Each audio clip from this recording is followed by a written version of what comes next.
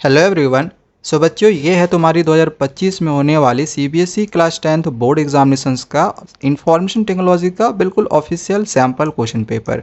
तुम्हारी ये जो 2025 की बोर्ड परीक्षा होगी ना, इसमें जो क्वेश्चन पूछा जाएगा वो सेम इसी पैटर्न पे पूछा जाएगा एंड मे बी यहाँ से भी बहुत सारे क्वेश्चंस रह सकते हैं। तो इसकी तैयारी तुम्हारे लिए करना बहुत ज़्यादा इंपॉर्टेंट है। अभी तुमको मैं इसका पूरा सॉल्यूशन बहुत ही अच्छे से समझाने वाला हूँ, लेकिन इससे पहले थोड़ा सा मैं तुमको यहाँ पे सिलेबस के बारे में बता देता हूँ, क्योंकि बहुत सारे बच्चों को ना सिलेबस भी पता नहीं होता है। अगर तुमको डिटेल में सिलेबस देखना होगा तो उसका लिंक डिस्क्रिप्शन पे दिया हुआ है, जाके देख लेना। अभी मैं थोड़ा सा यहाँ पे फास्ट फॉरवर्ड में सिलेबस डिस्कस करूँगा। तो देखो, तुमको इंफॉर्मेशन टेक्नोलॉजी में ना दो पार्ट पढ़ना है। ये जो पहला पार्ट है ये है इम्प्लॉयबिलिटी स्किल्स और दूसरा पार्ट बी है सब्जेक्ट स्पेसिफिक स्किल्स। पहले पार्ट से 10 मार्क्स का क्वेश्चन आएगा और सेकेंड पार्ट से यानी पार्ट बी से 40 मार्क्स का क्वेश्चन आएगा। एम्प्लॉयबिलिटी स्किल्स में ये तुम्हें 5 यूनिट पढ़ने हैं एंड जो पार्ट बी तुम्हारा सब्जेक्ट स्पेसिफिक स्किल्स होगा, इसमें तुमको ये यहाँ पे 4 यूनिट पढ़ने हैं। एंड यहाँ पे तुम ब्लूप्रिंट देख सकते हो कि किस यूनिट से 1 मार्क्स में, 2 मार्क्स में, 4 मार्क्स में कितने कितने नंबर के क्वेश्चन आएंगे या कितने क्वेश्चन आएंगे। एंड इसका भी तुम यहाँ पे ब्लूप्रिंट देख सकते हो कि यहाँ पे जो ये 5 यूनिट दिया हुआ है इसमें से कितने कितने मार्क्स के क्वेश्चन पूछा जाएगा, 1 मार्क्स में, 2 मार्क्स में। ठीक है, तो ये तुम्हारा सिलेबस और ब्लूप्रिंट हो गया। अब आगे तुमको चलो यहाँ पे मैं थोड़ा सॉल्यूशन समझाता हूँ। सॉल्यूशन समझाने से पहले एक और चीज़, तुम्हारी जो इन्फॉर्मेशन टेक्नोलॉजी के पेपर रहेंगे ना, ये 2 सेक्शन में रहेगा, सेक्शन ए और सेक्शन बी। सेक्शन ए तुम्हारा रहेगा ऑब्जेक्टिव टाइप क्वेश्चन जिसमें से 24 मार्क्स का रहेगा, और सब्जेक्टिव टाइप जो क्वेश्चन रहेगा ये 26 मार्क्स का रहेगा। ठीक है, चलो अब यहाँ पे पहले मैं तुमको जो सेक्शन ए ऑब्जेक्टिव क्वेश्चन है इसको पहले मैं समझाता हूँ। सो पहला क्वेश्चन है कि what is the importance of affective communication in a work place. Affective communication का वर्क प्लेस में क्या इंपॉर्टेंस है। अफेक्टिव कम्युनिकेशन का मतलब सही से बातचीत कर पाना। तो सही से बातचीत करने से क्या ऑफिस के एक्सपेंसेस रिड्यूस हो सकते हैं, मतलब खर्च क्या ऑफिस का कम होगा। तो भाई बातचीत करने से खर्च का क्या ही लेना देना है, तो ये तो ऑप्शन में होगा नहीं।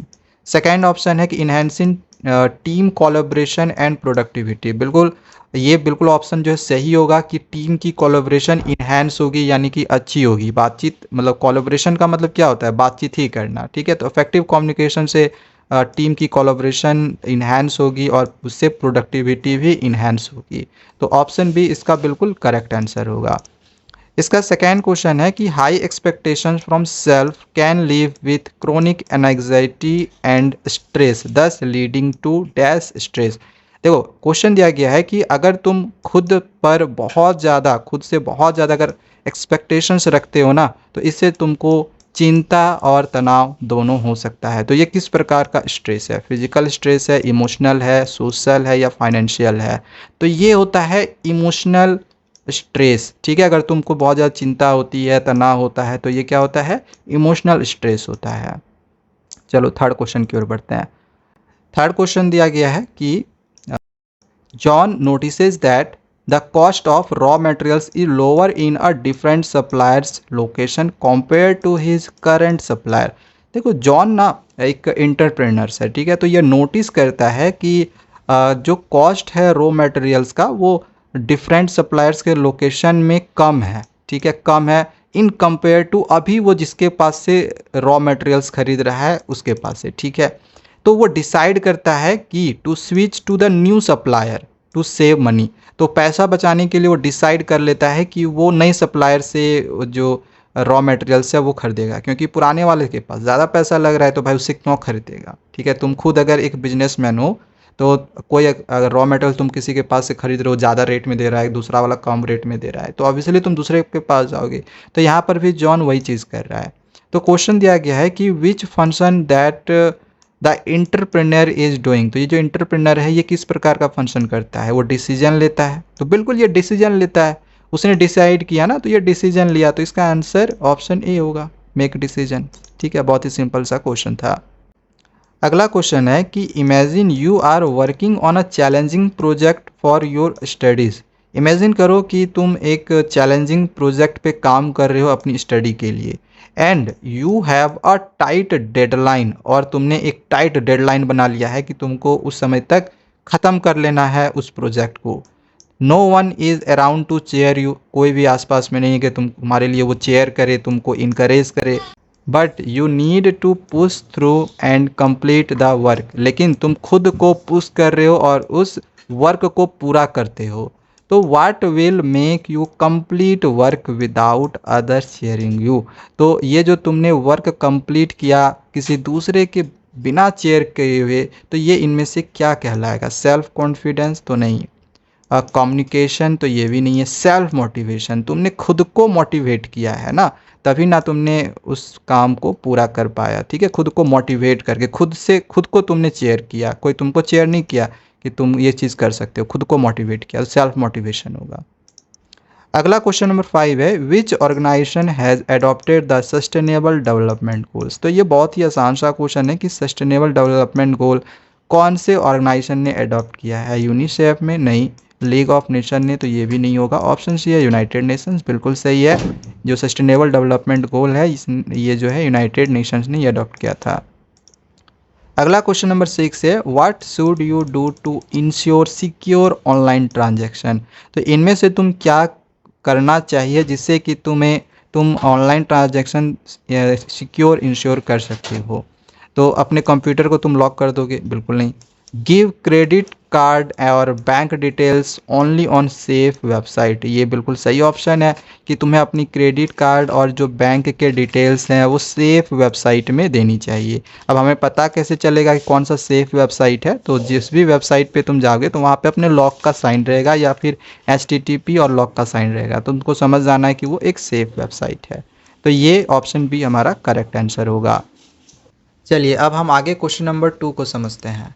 सो सेकेंड का फर्स्ट क्वेश्चन दिया गया है कि what is the style in लीवर ऑफिस राइटर। लीवर ऑफिस राइटर में स्टाइल क्या होता है?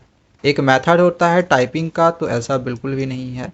एक कलेक्शन होता है सभी फॉर्मेटिंग इंफॉर्मेशन का, तो बिल्कुल सही आंसर है कि स्टाइल होता है, क्या होता है, एक कलेक्शन होता है all formatting information. So right answer is option number B. Second question है, which of the following is an example for absolute cell referencing. इसमें से कौन सा एक एग्जाम्पल है एब्सोल्यूट सेल रेफरेंसिंग का? तो सर कैसे पहचाने कि एग्जाम्पल क्या है एब्सोल्यूट सेल रेफरेंसिंग का? तो इसका मैं तुमको एक बहुत ही अच्छा सा तरीका बताता हूँ। देखो, सबसे पहली चीज़ तो ये याद रखना कि सेल रेफरेंसिंग जो होता है ये 3 टाइप का होता है। एक होता है रिलेटिव सेल रेफरेंस, दूसरा होता है एब्सोल्यूट सेल रेफरेंस और तीसरा होता है मिक्स्ड सेल रेफरेंस। तो जो रिलेटिव सेल्फ रेफरेंस होता है ना, उसमें एक भी डॉलर का इस तरह से साइन नहीं रहता है, जो कि तुम यहाँ देख रहे होगे।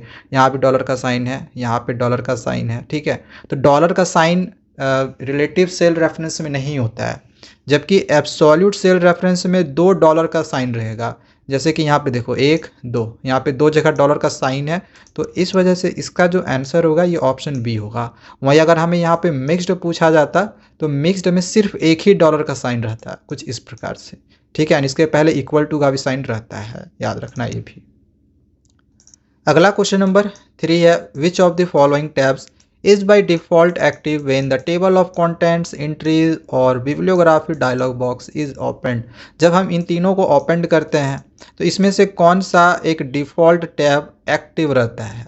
एंट्रीज, बैकग्राउंड, स्टाइल्स या टाइप? तो इसका राइट आंसर होगा ऑप्शन डी, टाइप। ये एक डिफ़ॉल्ट टैब होता है जो कि एक्टिव रहता है जब हम इन सब को ओपन करते हैं। तो नेक्स्ट क्वेश्चन नंबर 4 है, which of the following is true about track changes future of writer. Writer का ट्रैक चेंजेस फ्यूचर को लेकर इसमें से कौन सा स्टेटमेंट सही है? पहला है कि you can not record a change made in the document, जो कि ये स्टेटमेंट गलत है। सेकेंड है, a comment of a particular author only can be deleted. बिल्कुल सही आंसर है कि जो कमेंट होता है किसी पर्टिकुलर ऑथर का, तो सिर्फ वही उस कमेंट को डिलीट कर सकता है। तो option number B is right answer.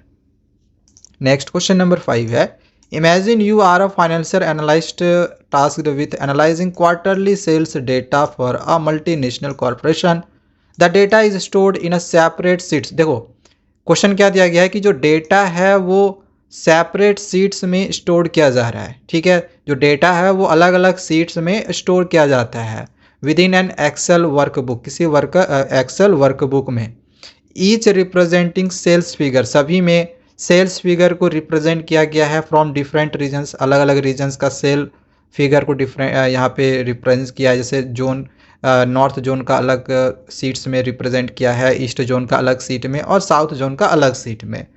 तो क्वेश्चन है कि how can you efficiently view and compare quarterly sales data from multiple regions in a single spreadsheet. देखो सिंपल सा क्वेश्चन है कि मल्टीपल रीजन्स को अगर हमको एक सिंगल स्प्रेडशीट में लाना है तो इसके लिए हम इसमें से कौन सा यूज़ करेंगे। तो देखो इसका पहला ऑप्शन में क्या दिया गया कि by creating separate charts for each reason data, हम अलग अलग चार्ट्स क्रिएट कर सकते हैं अलग अलग रीजन्स के लिए। तो ऐसा हम बिल्कुल भी नहीं करेंगे, हमें मल्टीपल्स को एक ही सीट में लाना है ना।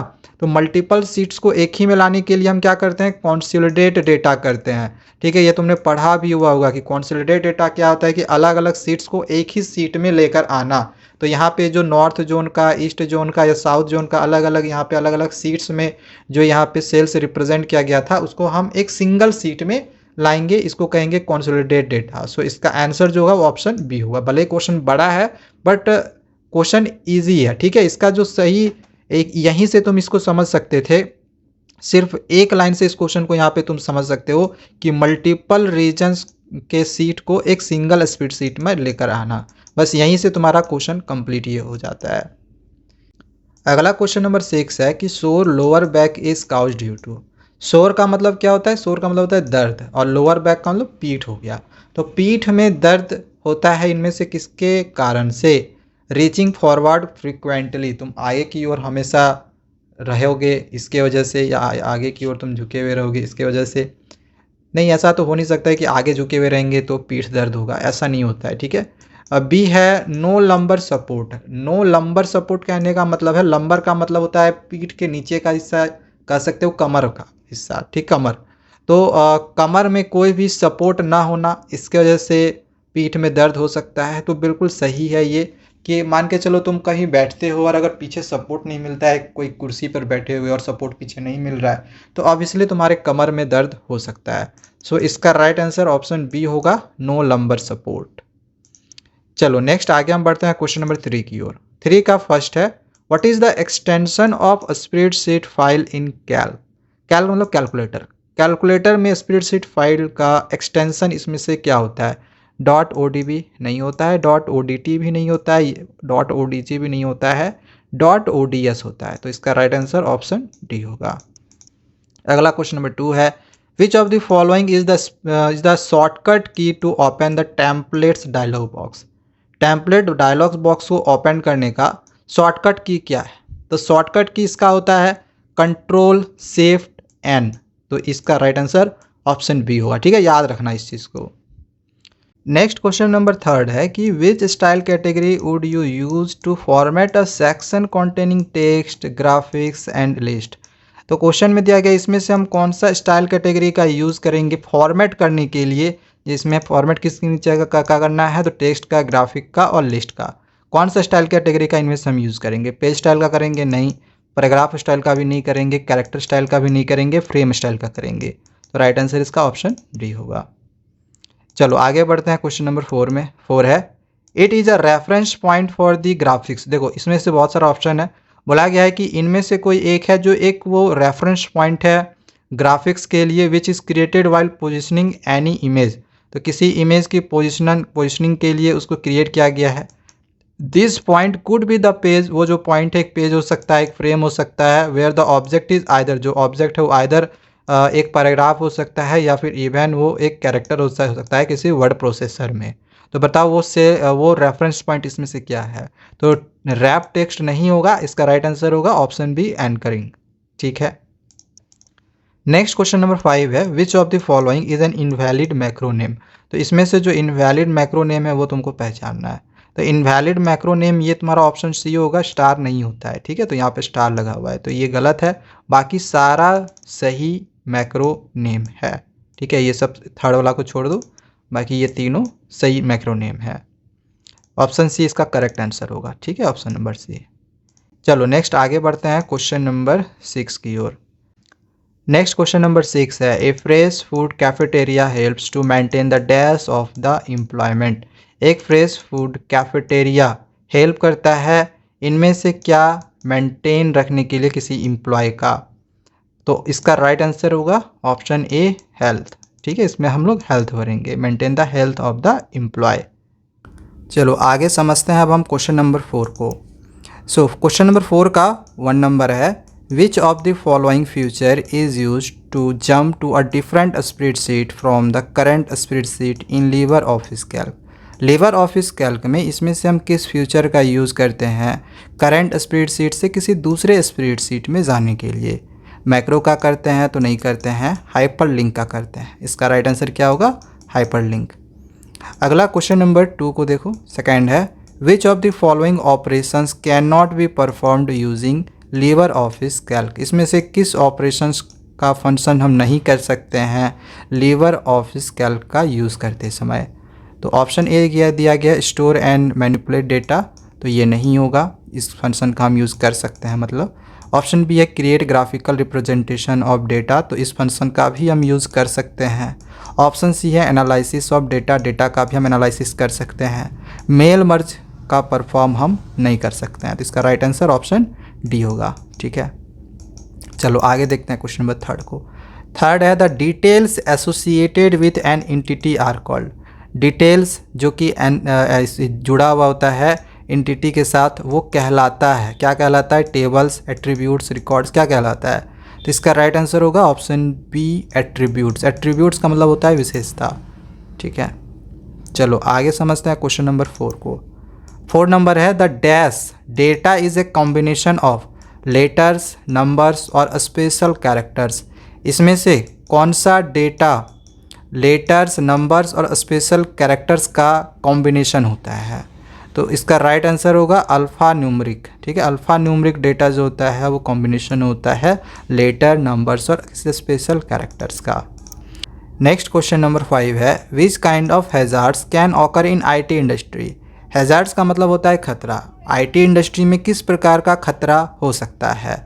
बायोलॉजिकल, केमिकल, फिजिकल या फिर एर्गोनॉमिक? तो इसका राइट आंसर होगा ऑप्शन डी एर्गोनॉमिक। अब एर्गोनॉमिक का मतलब क्या होता है? तो एक ही स्थिति में लंबे समय तक काम करना। अब तुम आईटी इंडस्ट्री में काम करोगे तो ऑब्वियसली कंप्यूटर में किसी चेयर पे बैठ के काम करोगे, तो तुम एक ही स्थिति में लंबे समय तक काम कर रहे हो, तो यही खतरा है तुम्हारे लिए। ठीक है, तो एर्गोनॉमिक इसका राइट आंसर होगा। आगे समझते हैं क्वेश्चन नंबर 6 को। दिया गया है, इन ए क्वेरी डिज़ाइन विजार्ड, किसी क्वेरी डिज़ाइन विजार्ड में विच ऑफ द फॉलोइंग बटन्स, इसमें से कौन सा बटन को हम क्लिक करते हैं किसी फील्ड को मूव करने के लिए, कहाँ से कहाँ तक? तो फ्रॉम अवेलेबल फील्ड्स, किसी अवेलेबल फील्ड से फील्ड इन द क्वेरी तक। तो इसका राइट आंसर होगा ऑप्शन ए ग्रेटर देन वाला साइन का हम यूज़ करते हैं। चलो आगे अब हम समझते हैं क्वेश्चन नंबर 5 को।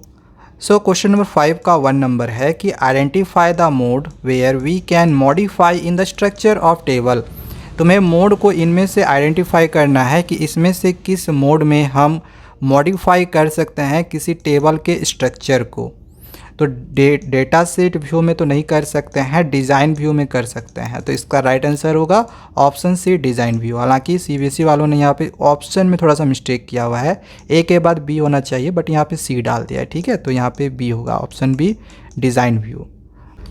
अगला क्वेश्चन नंबर 2 है कि what is the primary purpose of A query in a database. Database में प्राइमरी पर्पस क्वेरी का क्या होता है? नए रिकॉर्ड्स को इंटर करना, तो ये नहीं होता है। रिपोर्ट क्रिएट करना, ये भी नहीं होता है। टू रिट्राइव स्पेसिफिक डेटा को रिट्राइव करना, बिल्कुल सही है, ये ऑप्शन सी हमारा करेक्ट आंसर होगा। ठीक है, अगला क्वेश्चन नंबर 3 है कि विच of the following is not true about forms. Forms को लेकर इसमें से कौन सा सही नहीं है वो तुमको बताना है, जो सही नहीं होगा। तो ऑप्शन ए है कि it is the front end for data entry. Data entry का ये फ्रंट एंड होता है, तो ये ऑप्शन तो सही है, हमें गलत छाटना है। ठीक है, तो बट फॉर्म्स को लेकर ये स्टेटमेंट सही है। बी है it can content text field, तो इसमें टेक्स्ट फील्ड भी होता है, ये भी ऑप्शन सही है। सी है graphics can be inserted on the forms, तो ग्राफिक को भी हम इंसर्ट कर सकते हैं फॉर्म में, ये भी सही है। ऑप्शन डी है कि it can accept only fixed number of record, जो कि ये गलत है क्योंकि ये सिर्फ only fixed number of records को ही एक्सेप्ट नहीं कर सकती है, बल्कि बहुत सारे नंबर्स को भी एक्सेप्ट कर सकती है। So right answer is option D. ठीक है, डी वाला तुम्हारा करेक्ट होगा। नेक्स्ट क्वेश्चन नंबर 4 है फॉर एन ऑर्गेनाइजेशन, एक ऑर्गेनाइजेशन के लिए the proper security procedures will reduce, जो प्रॉपर सिक्योरिटी प्रोसीड्यूर है ये क्या कम कर सकती है। ऑप्शन ए है लिएबिलिटीज़ यानी कि कर्ज को ये कम कर सकती है, बिल्कुल सही है। एक ऑर्गेनाइजेशन के लिए जो प्रॉपर सिक्योरिटी प्रोसीड्यूर्स है कि उसके लिए ये कर्ज को ये कम कर सकती है, ठीक है, ऑप्शन ए इज़ करेक्ट। चलो आगे क्वेश्चन नंबर 5 को देखो। 5 है which of the following is not an example of igneous sources of open flame, तुमको बताना इसमें से कौन सा एक एग्जाम्पल नहीं है ओपन फ्लेम का इजीनियस सोर्सेज के लिए, ठीक है। मतलब इसमें सिंपली ये समझो कि आग कहाँ से नहीं निकलता है।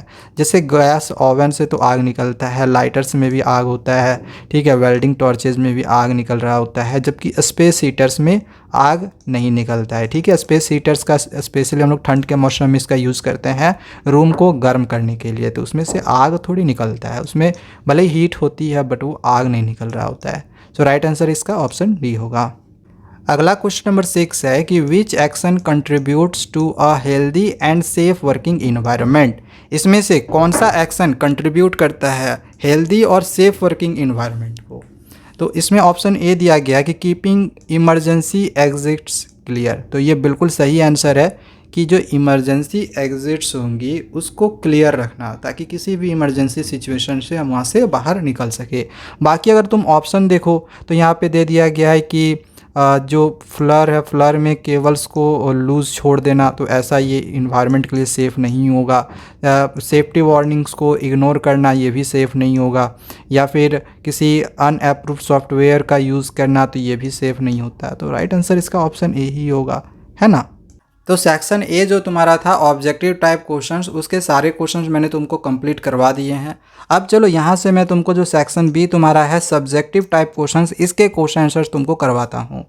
तो इसका यहाँ पे पहला क्वेश्चन दिया गया है कि इमेजिन करो कि तुम एक हाई स्कूल स्टूडेंट हो एंड तुम ग्रुप में एक साइंस प्रोजेक्ट के लिए काम करते हो।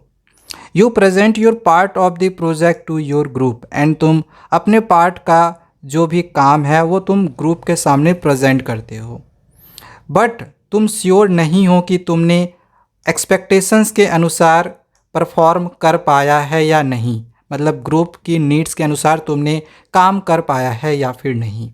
तो क्वेश्चन दिया गया है कि why is it important for the classmate to give you feedback in this situation, तो इस सिचुएशन के लिए ये क्यों इम्पॉर्टेंट हो जाता है कि क्लासमेट जो तुम्हारे क्लासमेट्स है ग्रुप के जो लोग हैं वो तुम्हारे लिए फीडबैक दे कि तुमने से सही से परफॉर्म किया है या नहीं किया है, क्योंकि तुम खुद श्योर नहीं हो कि तुमने परफॉर्म सही किया या नहीं किया।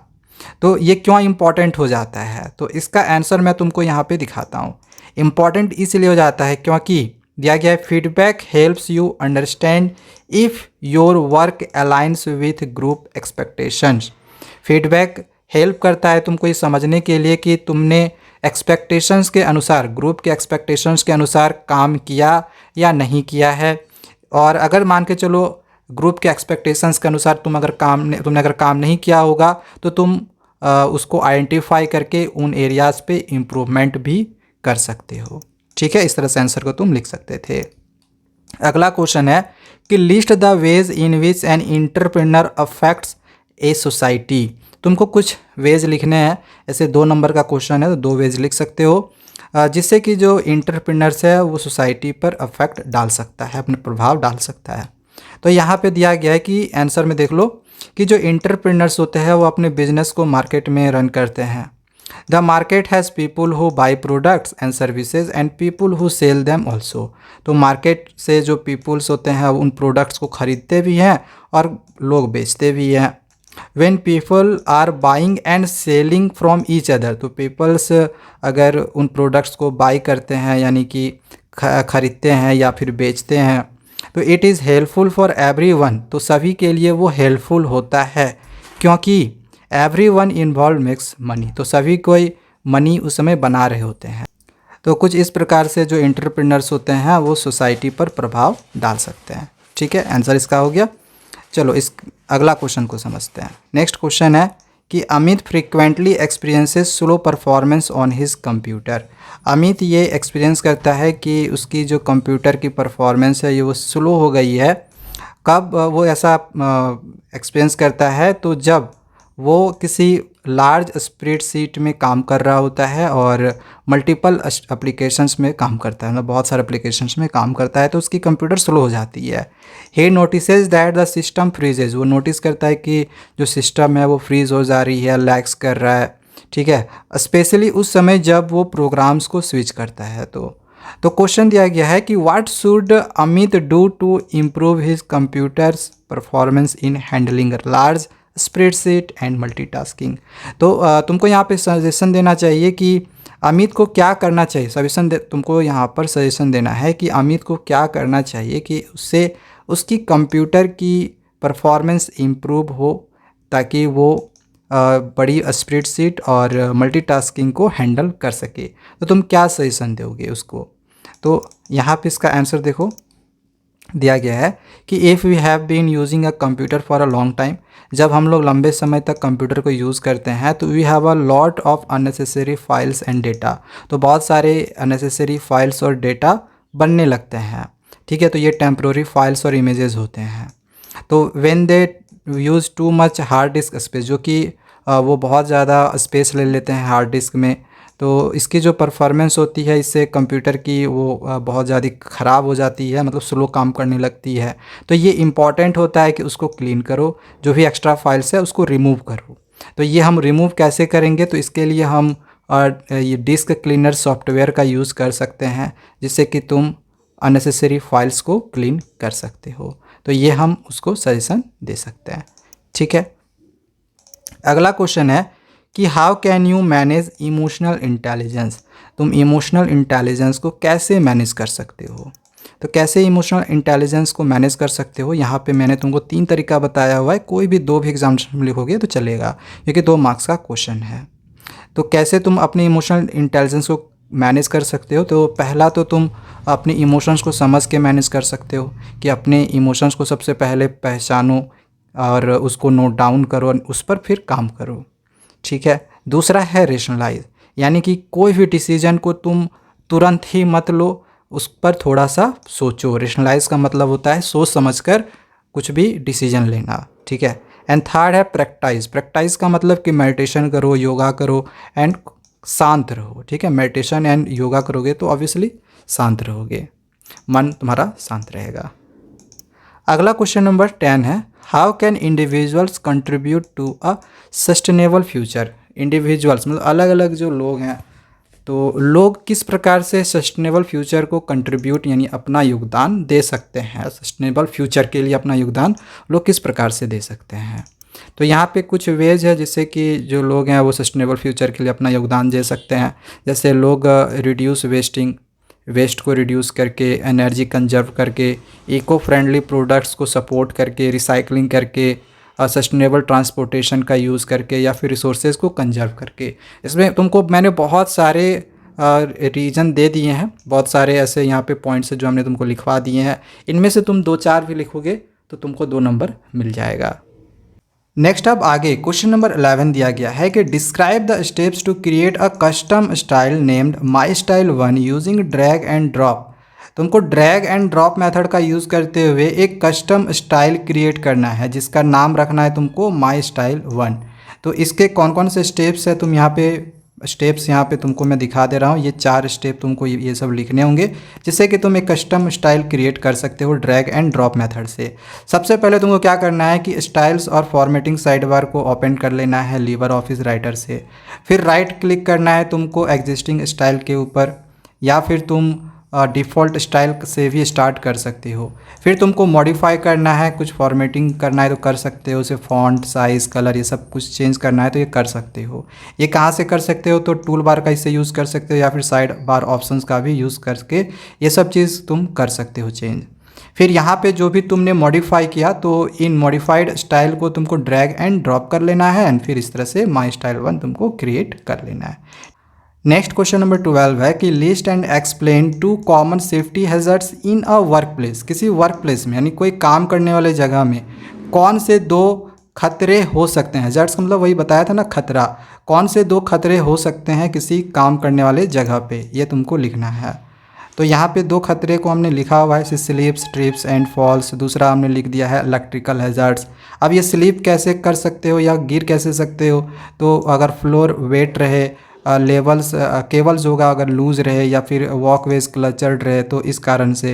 इलेक्ट्रिकल हैज़ार्ड्स मतलब इलेक्ट्रिकल का खतरा, तो ये कैसे हो सकता है, तो वायर में फॉल्ट रहे, ओवरलोड सर्किट रहे, एक्सपोज्ड इलेक्ट्रिकल कंपोनेंट्स रहे। ठीक है, तो ये सब कुछ खतरे हैं। चलो आगे देखते हैं क्वेश्चन नंबर 13 को। 13 है कि what is use of what if scenarios. What if scenario का क्या यूज़ है। ठीक है, तुमको दो यूज़ मैं यहाँ पे बताता हूँ। तो इसका पहला तुम यूज़ कर सकते हो कि तुम एक्सप्लोर और कंपेयर करने के लिए वेरियस अल्टरनेटिव्स पे तुम इसका यूज़ कर सकते हो, डिपेंड ऑन चेंजिंग कंडीशंस। दूसरा इसका यूज़ तुम कर सकते हो कि बिगनिंग ऑफ एनी प्रोजेक्ट, किसी भी प्रोजेक्ट की शुरुआत में, ताकि तुम उसको ऑप्टिमाइज कर सको। ठीक है, दो यूज़ तुम लिख सकते हो व्हाट इफ सिनेरियो के। अगला क्वेश्चन नंबर 14 है कि how do merging and comparing spreadsheets differ in Calc. कैसे मर्जिंग और कंपेयरिंग स्प्रेडशीट्स डिफर होता है कैल्क में। तो मर्जिंग और कंपेयरिंग स्प्रेडशीट के बारे में तुमको लिखना है। पहले तुम अगर यहाँ पे तुमको मैं मर्जिंग के बारे में बताऊँ, तो मर्जिंग स्प्रेडशीट्स क्या करता है, कंबाइन करता है डेटा को। जैसे मल्टीपल स्प्रेडशीट्स को ये सिंगल शीट में कर देता है, ये जो कि हम ये कंसोलिडेटिंग डेटा में ऑलरेडी पढ़ चुके हैं। इसको हम कंसोलिडेटिंग डेटा भी कर सकते हैं, या फिर इंटीग्रेटिंग इन्फॉर्मेशन भी इसको हम कर सकते हैं। जबकि कंपेयरिंग स्प्रेडशीट्स में क्या होता है, तो इसमें शामिल होता है दो स्प्रेडशीट्स के डिफरेंसेस को इसमें हम एनालाइज करते हैं। ठीक है, चलो आगे बढ़ते हैं क्वेश्चन नंबर 15 की ओर। 15 है describe referential integrity. Referential integrity को डिस्क्राइब करना है। क्या होता है भाई ये रेफरेंशियल इंटीग्रिटी। तो रेफरेंशियल इंटीग्रिटी इंश्योर करता है रिलेशनशिप को between tables in a database remain consistent, यानी डेटाबेस में जो टेबल रहेगा वो कंसिस्टेंट रहेगा, इसको इंश्योर करता है। इट मीन्स दैट, इसका मतलब है कि फॉरेन की in one table must be match a primary की इन अनदर टेबल। इसका मतलब है कि फॉरेन की किसी एक टेबल में मस्ट ज़रूरी है कि वो मैच होना चाहिए दूसरे टेबल के प्राइमरी की के साथ। ठीक है, या फिर वो नल रहना चाहिए, या फिर एक्यूरेसी को वो मेंटेन करता हो। ठीक है, ये होता है रेफरेंशियल इंटीग्रिटी का मतलब। अगला क्वेश्चन नंबर 16 है कि what causes eye strain and how it avoid it. Eye strain के क्या कारण हो सकते हैं एंड इसको हम कैसे अवॉइड कर सकते हैं। तो आई स्ट्रेन के क्या कारण हो सकता है, तो देखो यहाँ पे मैंने कारण दे दिया है। आई स्ट्रेन का कारण ये हो सकता है कि खिड़की से कोई लाइट आ रहा हो। ठीक है, तो उस ग्लेयर्स के वजह से, यानी उस लाइट के वजह से तुम्हें स्ट्रेन हो सकता है, या तो ग्लासेस सही से वर्क नहीं कर रहा हो, इस वजह से आई स्ट्रेन हो सकता है। इसके प्रिकॉशन क्या है, तो इसके प्रिकॉशन क्या है कि तुम अपने डेस्क को और कंप्यूटर को ऐसे जगह मतलब कुछ इस प्रकार से अरेंज करके रखो, कुछ इस प्रकार से रीओरिएंट करो, जिससे कि जो लाइट है वो डायरेक्टली तुम्हारे आँखों पर ना पड़े। अब यहाँ से जो क्वेश्चन तुम्हारा दिया गया है 17 से लेकर 21 तक, ये सब सारे तुम्हारे 4 मार्क्स वाले क्वेश्चन हैं। टोटल 5 क्वेश्चन दिए गए हैं, लेकिन 5 में से तुमको केवल 3 के ही आंसर्स करने हैं। तो मैं तुमको यहाँ पे 5 क्वेश्चंस का आंसर्स नहीं समझाऊंगा, 4 के आंसर्स मैं तुमको यहाँ से समझा दे रहा हूँ। ठीक है, 3 ही बनाना है, बट मैं तुमको यहाँ पर 4 के आंसर समझाऊँगा। सो पहले समझते हैं क्वेश्चन नंबर 17 को। क्या दिया गया है कि imagine you are preparing a series of school reports that need to include your school's logo, a picture of your project and a standard footer with your name and class. Imagine करो कि तुम एक school project के लिए एक series prepare कर रहे हो। ठीक है, अपने स्कूल रिपोर्ट्स के लिए एक सीरीज़ प्रिपेयर कर रहे हो, जिसके लिए तुमको स्कूल की लोगो की ज़रूरत है, प्रोजेक्ट के लिए पिक्चर की ज़रूरत है, एक स्टैंडर्ड फूटर की ज़रूरत है जिसमें तुम्हारा नाम और क्लास रहना चाहिए। ठीक है, तो instead of adding and formatting these elements, तो इन एलिमेंट्स को ऐड करना या फॉर्मेटिंग करने से अच्छा है कि इस रिपोर्ट के लिए हम लिबर ऑफिस राइटर में टेम्पलेट्स का यूज़ करें। ठीक है, तो क्वेश्चन यहाँ पे दिया गया है कि how can we apply the template from the available template list.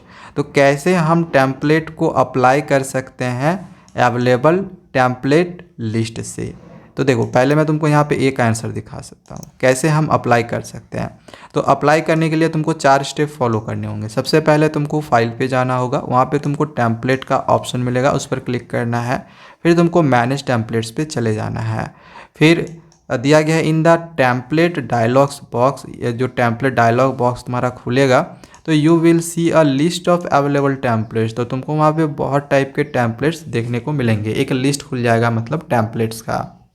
अब तुमको जो भी टेम्पलेट्स चाहिए होगा तो उसको तुमको सेलेक्ट कर लेना है एंड ओपन पे क्लिक कर देना है।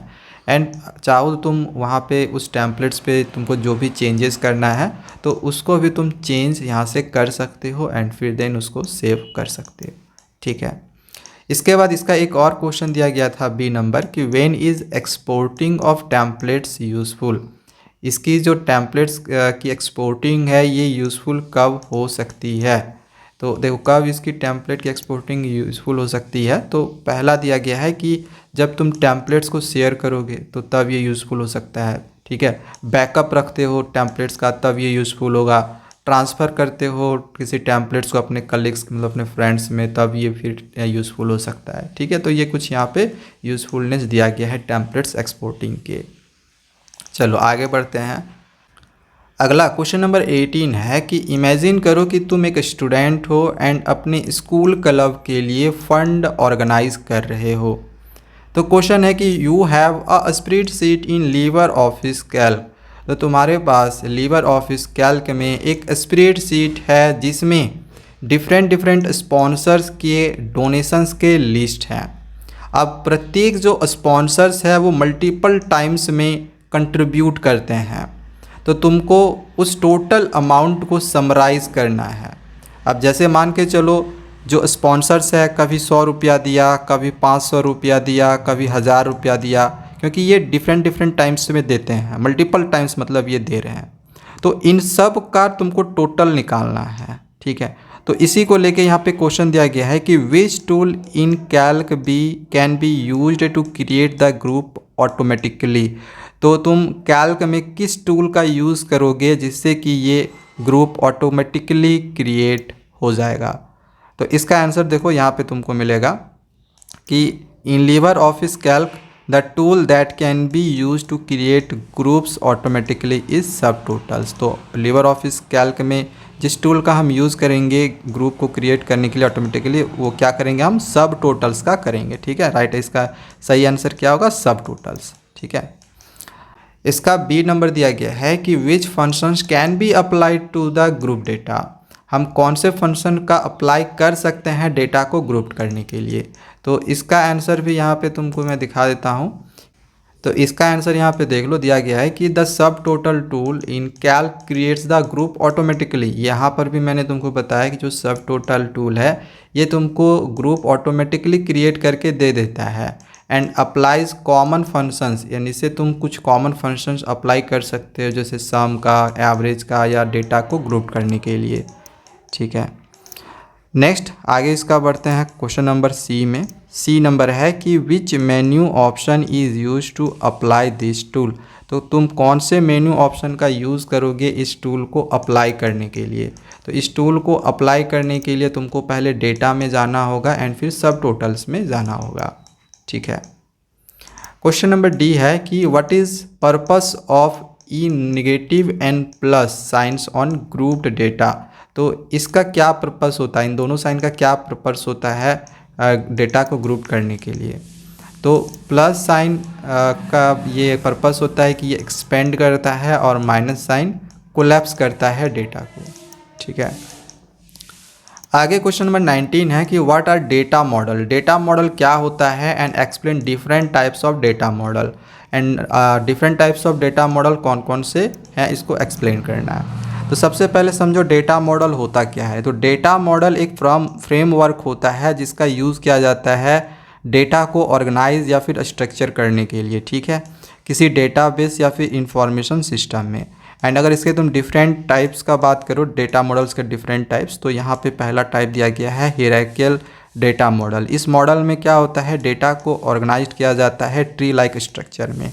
नेटवर्क डेटा मॉडल में क्या होता है कि मल्टीपल रिकॉर्ड्स को लिंक किया जाता है सेम मास्टर फाइल में। एंड रिलेशनल डेटा मॉडल में क्या होता है कि this data model is based on the principle of setting relationship between two or more tables of the same database. एक ही डेटाबेस में दो या फिर दो से ज़्यादा टेबल के बीच रिलेशनशिप के प्रिंसिपल पे ये रिलेशनल डेटा मॉडल बेस्ड होता है। चलो आगे बढ़ते हैं क्वेश्चन नंबर 20 की ओर, जो कि ये तुम्हारा लास्ट क्वेश्चन है। एक लास्ट 21 भी है, बट उसको मैं तुमको नहीं करवाऊंगा क्योंकि ये थोड़ा तुम्हारे लिए हार्ड हो जाएगा समझना। ठीक है, हो सकता है ये तुमको समझ में नहीं आएगा। ठीक है, तो तुमको 3 ही बनाने थे ना, तो मैं तुमको यहाँ 4 बता दे रहा हूँ। तो 20 नंबर है कि imagine you are a safety officer. Imagine करो कि तुम एक सेफ्टी ऑफिसर हो overseeing electrical maintenance work at a manufacturing plant. और किसी मैन्युफैक्चरिंग प्लांट में एक इलेक्ट्रिकल मेंटेनेंस पर काम चल रहा है। तो टू स्प्रेड द अवेयरनेस, तो अवेयरनेस को स्प्रेड करने के लिए अपने टीम के बीच में तुम एक ट्रेनिंग कंडक्ट करवाते हो सेफ्टी मेजर के लिए। तो क्वेश्चन है कि list out electrical rescue techniques. तो तुमको कुछ इलेक्ट्रिकल रेस्क्यू टेक्निक्स को लिस्ट आउट करना है। ठीक है, जो कि तुम उसके साथ डिस्कस करोगे। तो इसका आंसर तुम कुछ इस प्रकार से लिख सकते हो। पहला पॉइंट कि अप्रोचिंग द एक्सीडेंट, अगर एक्सीडेंट होता है तो क्या तुमको करना चाहिए या क्या नहीं करना चाहिए। तो अगर एक्सीडेंट होता है तो तुमको ज़्यादा रश नहीं करना है, मतलब इधर उधर जल्दी भागना नहीं है। दूसरा कि सावधानी से एक्सीडेंट के प्लेस पे तुमको जाना है। एंड तीसरा कि 108 पे तुमको एज सुन एज कॉल कर देना है। ठीक है, दूसरा पॉइंट तुम इस तरह प्रकार से लिख सकते हो कि एग्जामाइनिंग द सीन। इसमें तुम क्या कर सकते हो कि do not touch the victim or conductive surfaces while they are energised. तुमको कभी भी विक्टिम को या फिर कंडक्टिव सर्फेसेज को टच नहीं करना है जो कि इनर्जाइज्ड हो। ठीक है, दूसरा कि स्विच ऑफ कर देना है तुमको इलेक्ट्रिकल सर्किट्स को जितनी जल्दी पॉसिबल हो। तीसरा है हैज़र्ड्स एंड सॉल्यूशन, यानी खतरा और उसका समाधान। तो बी अलर्ट फॉर हैज़र्ड्स, हमेशा खतरों के लिए तुम अलर्ट रहो, जैसे कोई हीट सरफेस हो या फायर हो, इस तरह का खतरा से। Ensure that your hands and feet are dry, हमेशा तुम ये इंश्योर है कि तुम्हारे हैंड्स और फीट ड्राई है या नहीं है। तुमको प्रोटेक्टिव इक्विपमेंट को भी वेयर करके रखना है। ठीक है, जैसे ग्लव्स या शूज़ को। फिर है हाई वोल्टेज रेस्क्यू। तो हाई वोल्टेज रेस्क्यू के लिए ना तुमको एक स्पेशल ट्रेनिंग की ज़रूरत होगी। ठीक है, एंड फिर लास्ट है अप्लाई फर्स्ट एड। तो इंश्योर तुम होना चाहिए कि victim gets medical care as soon as possible. जो विक्टिम है उसको मेडिकल केयर जितनी जल्दी से जल्दी हो सके उसको देनी चाहिए। तो 20 क्वेश्चन थे, सारे के सारे मैंने तुमको करवा दिए हैं। बाकी हमारी जो मेन सब्जेक्ट है उसकी भी सैम्पल पेपर आ ही गई है, तो उसके भी सॉल्यूशंस को तुम्हें जल्दी करवाऊंगा। तो हमारे चैनल पे मिल जाएगी, जाके देख लेना और हमारे चैनल को सब्सक्राइब करके रख लेना। Thank you, bye bye.